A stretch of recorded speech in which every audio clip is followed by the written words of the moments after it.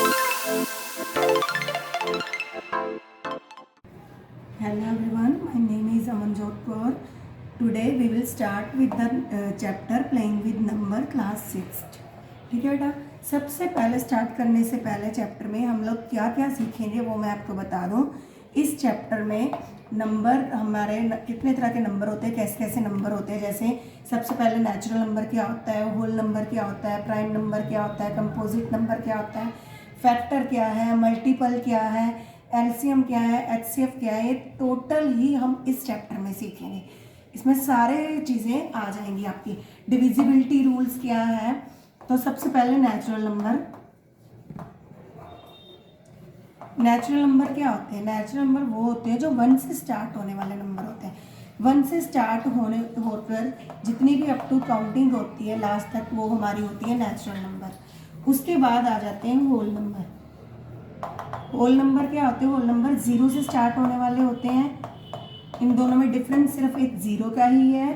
सारे natural number whole number हो सकते हैं, बट सारे होल नंबर नेचुरल नंबर नहीं हो सकते। प्राइम नंबर, प्राइम नंबर क्या होते हैं? जो अपने ही टेबल में आते हैं और किसी टेबल में नहीं आते। ठीक है बेटा, तो प्राइम नंबर में सबसे स्मॉलेस्ट प्राइम नंबर होता है 2। 2 अपने ही टेबल में आता है और किसी टेबल में नहीं आता। ऐसे 3 भी अपने टेबल में आता है और किसी टेबल में नहीं आता। 5 अपने टेबल में आता है और किसी में नहीं आता। मैंने 4 इसलिए नहीं लिया, 4 2 के टेबल में आता है। तो जिसके सिर्फ 2 फैक्टर हो और सिर्फ अपने ही टेबल में आए, वही प्राइम नंबर होता है। ठीक है, 2 यानी कि एक 1 आए और जहाँ खुद वो टेबल खुद अपना फैक्टर हो।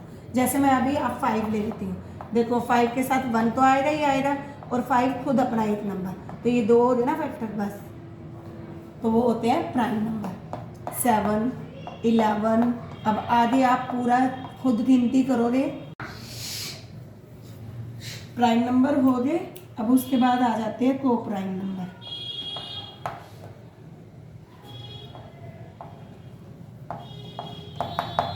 को प्राइम नंबर क्या होते हैं? जिनका सिर्फ सेम एक ही फैक्टर होता है और कोई फैक्टर नहीं होता, सिर्फ 1।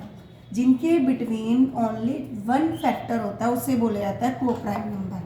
ठीक है बेटा, जैसे 4 फॉर एग्जाम्पल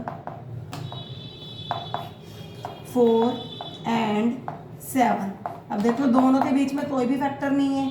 4 के टेबल में भी कोई हो, देखो 4 के फैक्टर लिखो। 4 सिर्फ अपने टेबल में आता है, 4 1 2 बस, और 4 खुद। अब 7 के फैक्टर लिख लो, 1 2 1 और 7। अब देखो इन दोनों के बीच में सिर्फ कॉमन फैक्टर क्या है? 1। तो जिनके बिटवीन कॉमन सिर्फ 1 फैक्टर हो और कोई फैक्टर ना है, वो होता है को प्राइम नंबर। ठीक है, उसके बाद आ जाते हैं ट्विन नंबर। अब ट्विन नंबर क्या होते हैं? ट्विन प्राइम नंबर क्या होते हैं? ट्विन प्राइम नंबर वो होते हैं जिनके पेयर में 2 डिजिट के बीच में जिनका डिफरेंस 2 है। जैसे 5 एंड 7। अब देखो 7 में से 5 माइनस करो 2, तो ऐसे 2 नंबर जिनको माइनस करने पे 2 आता है वो होते हैं twin number, twin prime number. ठीक है बेटा, उसके बाद आ जाता है कंपोजिट नंबर। अब कंपोजिट नंबर क्या होते हैं? मेन प्राइम नंबर और कंपोजिट नंबर पूछा जाता है पेपर में। प्राइम नंबर जो वो होते हैं जो अपने ही टेबल में आते हैं और किसी टेबल में नहीं आते। कंपोजिट नंबर वो होते हैं जिनके 2 से ज़्यादा फैक्टर होते हैं। Have more than 2 factor. जिसके 2 से ज़्यादा फैक्टर होते हैं उन्हें बोला जाता है कंपोजिट नंबर। जैसे फॉर एग्जाम्पल 6। अब 6 के फैक्टर लिखो 1 2 3 और 6 खुद। अब देखो 1 2 3 नंबर आ गए। 2 से ज़्यादा जिसके फैक्टर बनेंगे वो होगा कंपोजिट नंबर। सबसे स्मॉलेस्ट कंपोजिट नंबर कौन सा होता है? 4। पेपर में यही क्वेश्चन पूछा जाता है कि स्मॉलेस्ट कंपोजिट नंबर कौन सा है, स्मॉलेस्ट प्राइम नंबर कौन सा है। तो स्मॉलेस्ट प्राइम नंबर 2 है, स्मॉलेस्ट कंपोजिट नंबर 4 है। और एक चीज़ पूछी जाती है neither composite nor prime number, तो वो है हमारा 1। ना ही तो 1 जो है कंपोजिट नंबर में आता है, ना ही प्राइम नंबर में आता है, ये हमेशा आप याद रखना। इसके बाद इसकी आप बेटा वो ले लो, फोटो ले लो। मैं इसके बाद आपको इसको मिटाकर कुछ और अलग से बताना चाहती हूँ।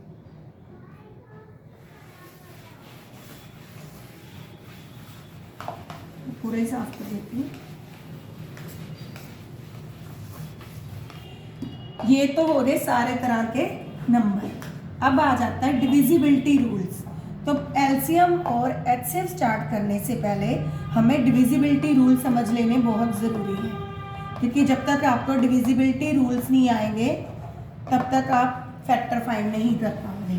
तो एलसीएम एचसीएफ थोड़ा सा बच्चों के लिए नहीं नया होता है इस क्लास में आकर, तो उनको फिर मुश्किल आ जाती है। तो डिविजिबिलिटी रूल्स क्या होते हैं? सबसे पहले 2। अब 2 के टेबल 2 का डिविजिबिलिटी रूल क्या होता है? 2 का होता है कि जो भी 2 के कोई भी नंबर जो है अगर 2 के टेबल में आते हैं तो वो होते हैं 2 के टेबल में आते हैं। जैसे कि देखो कोई भी नंबर है अगर वो 2 के साथ डिवाइड हो जाता है तो वो उसका डिविजिबिलिटी रूल्स है। 2 के टेबल में बहुत ही इसका डिविजिबिलिटी रूल बहुत ही इजी होता है। आपको डिवाइड करके नहीं देखना। डिविजिबिलिटी रूल का मतलब है कि आपको पता होना चाहिए अगर आपका लास्ट डिजिट यानी कि यूनिट प्लेस होता है वंस नंबर पे वंस प्लेस पे अगर आपका इवन नंबर है, इवन नंबर पता ना क्या होता है? इवन नंबर वो होते हैं जो 2 के टेबल में आते हैं और किसी टेबल में नहीं आते। जैसे कि 0, 2, 4, 6, 8। अगर लास्ट नंबर पे ये नंबर हो तो वो 2 के साथ डिवाइड होंगे, अदरवाइज नहीं होंगे। बस इन चीज़ों का ध्यान रखना है। अगर इवन नंबर है लास्ट प्लेस में तो वो 2 का डिविजिबिलिटी रूल है। ठीक है, अब ये इसको आप बिना डिवाइड करके बता सकते हो यस। अब देखो मैंने ये ले लिया, अब इसके लास्ट प्लेस में क्या है? 0, तो आप बता सकते हो yes it is divisible by 2। अगर नहीं होता तो फिर आपने लिखना था no it is not divisible by 2। उसके बाद आ जाता है 3 का डिविजिबिलिटी रूल कहता है कि अगर आपके पास कोई भी नंबर है बड़ा सा, उन सब नंबर का सम ऑफ ईच नंबर, सब नंबर का सम आपने करना है। उनको प्लस करने पे उनका सम जो आता है ऐड करने पे 4 और 6 10, 10 और 7 17, 17 और 8 25। अगर ये प्लस करने पे जो नंबर है वो इस टेबल में 3 के टेबल में आता है तो वो 3 का डिविजिबल रूल है, नहीं 3 का डिविजिबल है, नहीं तो नहीं। ठीक है बेटा, जैसे कि अब इसमें नहीं आया 25 आया, अगर मैं कोई और नंबर लेकर देख लेती हूँ। अब इनको प्लस करके देख लो 6, 4, 10 और 3, ये भी नहीं आया, कोई और ले लो।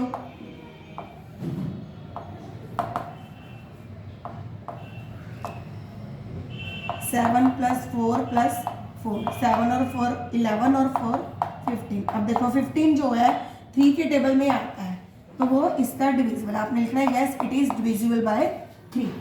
ठीक है बेटा, 3 का डिविजिबल रूल यही होता है कि जो भी आपको इतना बड़ा नंबर दिया आपने इसको ये नहीं करना कि पेपर में डिवाइड करके बैठ जाओ, इतना टाइम नहीं होता बड़ी क्लासेस में, तभी पेपर छूट जाता है। तो आपने उस नंबर को ऐड करना है, ऐड करके देखना है कि वो नंबर जो है 3 के टेबल में आता है। यही होता है 3 का डिविजिबिलिटी रूल। उसके बाद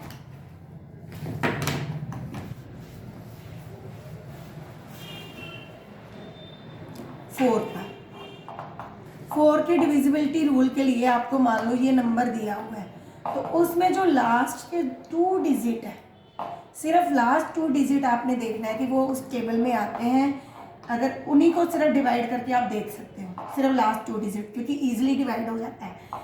अगर वो आते हैं तो 4 का डिविजिबल रूल है, नहीं आते तो नहीं है। उसके बाद 5 का बहुत इजी होता है यूनिट प्लेस में, एट यूनिट प्लेस होता है वंस प्लेस में।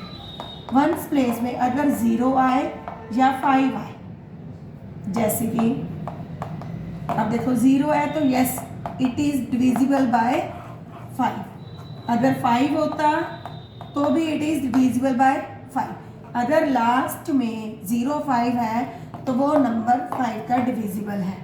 ठीक है, उसके बाद आ जाता है 6 के लिए आपको सिर्फ देखना है कि कोई भी नंबर जो दिया हुआ है उनको वैसे ही प्लस करके आपने देखना है।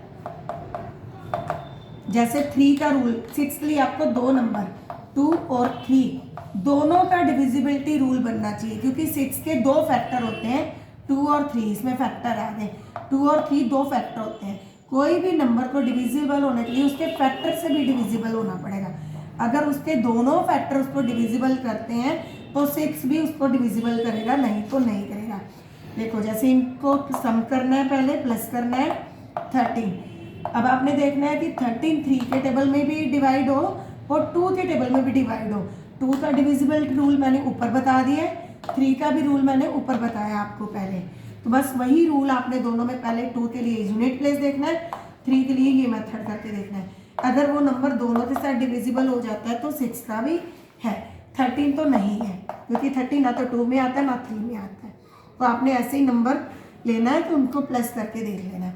फिर आ जाता है 8, 7 का नहीं होता 8। जैसे 4 का होता है वैसे ही 8 का भी होता है, बस डिफरेंस इसमें ये है कि इसमें 3 डिजिट लेने होते हैं आपने, उसमें 2 देखने होते हैं, इसमें 3 डिजिट लेकर डिवाइड करना होता है, लास्ट के, स्टार्टिंग के नहीं लास्ट के। फिर 9 का जैसे 6 का रूल होता है 3 का होता है, वैसे ही 9 का भी होता है जैसे 3 का होता है, क्योंकि 9 का फैक्टर 3 है, तो 3 इज द फैक्टर ऑफ 9। जो 3 का रूल होगा वही 9 का होगा। सेम वैसे जैसे ये नंबर दिया हुआ है इन सबको प्लस करो, इनको प्लस करने पे जो नंबर आएगा वो नंबर अगर 9 को डिवाइड करेगा तो वो है, मैं करते ही बता देती हूँ आपको। 6 7 13, 13 और 8 21, 21 और 4 25, तो 25 आ गया मेरा, तो इसका मतलब ये इसका डिविजिबल नहीं है 9 का। ठीक है बेटा, आगे बढ़ते हैं। उसके बाद आ जाता है 10 के लिए सिंपल है, लास्ट में 0 होना चाहिए। लास्ट में क्या होना चाहिए 0। अगर कोई भी नंबर दिया है उसके लास्ट में 0 है तो 10 का वो डिविजिबल करेगा, नहीं तो नहीं करेगा। 10 का बहुत इजी होता है। फिर आ जाता है 11, इसको ध्यान से समझना है, ये थोड़ा सा कॉम्प्लिकेटेड है। जैसे एक बड़ा सा नंबर दिया है, उसमें पहले आपने इवन ऑड करना है। इसमें पहला आपने ये नंबर लेना है, इसको छोड़ देना है, फिर आपने ये नंबर लेना है, इसको छोड़ देना है। ठीक है, फिर आपने ये लेना है, एक एक नंबर छोड़ते जाना है, इनको प्लस करना है। 6 4 10, 10 और 7 17 हो गए। उसके बाद जो छोड़े हुए नंबर उनको भी लेना है, उनका सम निकालना है 15। पहले एक नंबर लेना है, दूसरा छोड़ देना है, तीसरा लेना है, चौथा छोड़ देना है, ऐसे जो छोड़े हुए उनका कर देना है और जो छोड़े हुए नंबर उनका अलग से प्लस करना है। फिर जो नंबर इनके आएंगे सम करने के बाद इन दोनों का डिफरेंस फाइंड करना है। इनका डिफरेंस करने के बाद अगर 0 आ जाता है तो वो 11 को डिविजिबल करेगा। अगर 0 नहीं आता, कोई नंबर आ जाता है तो वो उसका डिविजिबल रूल नहीं है, तो 11 not divisible by this number. ठीक है बेटा, बस इतने ही रूल होते हैं। बाकी के जो फैक्टर, बाकी जो नंबर होते हैं वो इसलिए नहीं दिए जाते क्योंकि उनके ये सारे फैक्टर बनते हैं, जो उसके फैक्टर को डिविजिबल करेगा उस नंबर को भी डिविजिबल करेगा। आज की वीडियो के लिए इतना ही है। नेक्स्ट वीडियो में एलसीएम क्या होता है, एचसीएफ क्या होता है वो सीखेंगे। इन सबको आपने अच्छे से सीख लिया है तो वो बहुत ही ईजी रहेगा फिर आपके लिए सीखने के लिए। अगर आपको मेरी वीडियो पसंद आई हो, आपको बहुत अच्छे से समझ आई हो, तो आप मेरे को कमेंट बॉक्स में लिख कर भेजना। और आपको और जो जो समझना चाहते हो, अगर आप चाहते हो कि मैं आपको इम्पॉर्टेंट क्वेश्चन बताऊँ जो पेपर में आते हैं, इम्पॉर्टेंट और भी चीज़ें बताऊँ जो 1 मार्क्स के आते हैं, MCQ बन के आते हैं, बच्चों को हमेशा वो नहीं सिखाए जाते क्लास में, सिर्फ ऐसे ही समझाया जाता है, लेकिन 1 मार्क्स के क्वेश्चन नहीं बताए जाते, बच्चे हमेशा वो छोड़ के आ जाते हैं। अगर आप मेरी वीडियो में देखोगे तो मैं आपको वो ज़रूर सिखाऊंगी और आप नंबर भी बहुत अच्छे स्कोर करोगे। Thank you, bye bye.